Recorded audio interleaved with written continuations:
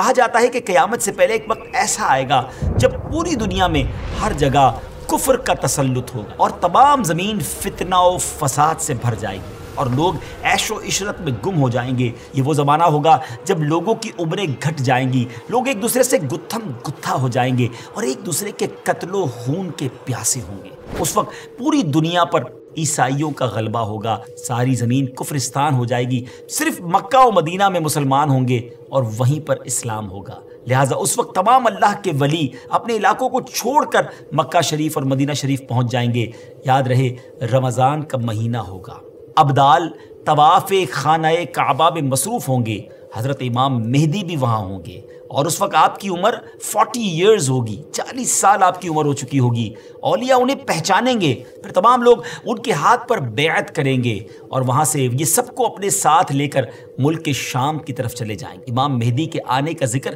ایک دو حدیثوں میں نہیں بلکہ 200 سے لے کر 250 احادیث اور اقوال تابعین میں ملتا ہے۔ ام المومنین حضرت ام سلمہ رضی اللہ تعالیٰ عنہ روایت کرتی ہیں کہ میں نے رسول اللہ صلی اللہ تعالیٰ علیہ وسلم کو یہ فرماتے ہوئے سنا کہ آپ علیہ الصلوۃ والسلام نے فرمایا مہدی حق ہے، اور مزید آپ علیہ الصلوۃ والسلام نے فرمایا امام مہدی سیدہ فاطمہ الزہرا رضی اللہ تعالیٰ عنہا کی اولاد سے ہوں گے۔ بہت ہی اہم بات یہ ہے کہ مہدی آپ کا نام نہیں ہے بلکہ آپ کا لقب ہے۔ ان کی کچھ اور صفتیں بیان کرتے ہوئے اللہ عز و جل کے آخری نبی صلی اللہ تعالیٰ علیہ وسلم نے ارشاد فرمایا مہدی میری نسل سے ہوں گے، ان کی ناک پتلی اور بلند ہوگی اور پیشانی روشن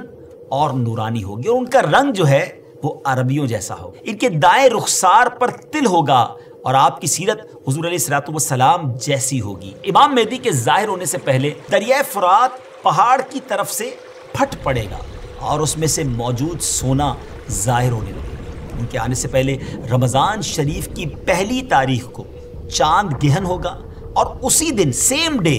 دوپہر کے وقت سورج گہن ہوگا، اور ایسا گہن پہلے کبھی نہ ہوا ہوگا۔ اور 3 یا 7 راتیں مشرق یعنی ایسٹ کی طرف سے ایک بڑی آگ ظاہر ہوگی اور بہت بڑے بڑے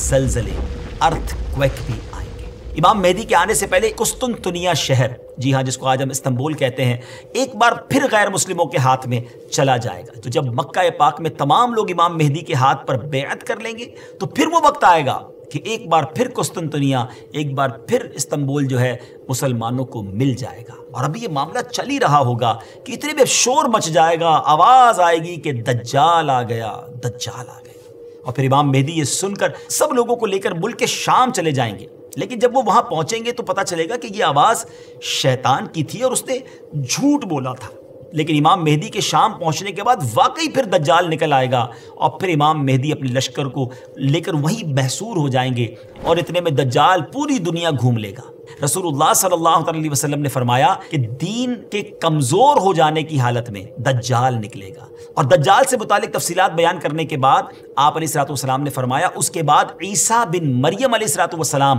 آسمان سے اتریں گے، پھر نماز فجر کے لیے اقامت ہوگی اور مسلمانوں کے امیر امام مہدی کہیں گے کہ اے روح اللہ امامت کے واسطے آگے تشریف لائیں۔ حضرت عیسیٰ علیہ الصلوۃ والسلام فرمائیں گے تمہارا امام ہی تمہیں نماز پڑھائے۔ تو اس وقت امام مہدی رضی اللہ تعالیٰ عنہ نماز کی امامت فرمائیں گے۔ جب لوگ نماز سے فارغ ہو جائیں گے تو مل کر حضرت عیسیٰ علیہ الصلوۃ والسلام کی قیادت میں دجال سے مقابلے کے لیے نکلیں گے۔ اب دجال کی حالت یہ ہوگی کہ وہ حضرت عیسیٰ علیہ الصلوۃ والسلام کی سانس کی خوشبو سے پگھلنا شروع ہو جائے گا، وہ بھاگے گا اور حضرت عیسیٰ علیہ الصلوۃ والسلام اس کا پیچھا فرمائیں گے اور باب لد کے پاس اس کی پیٹھ میں نیزہ ماریں گے اور اس سے وہ جہنم واصل ہوگا۔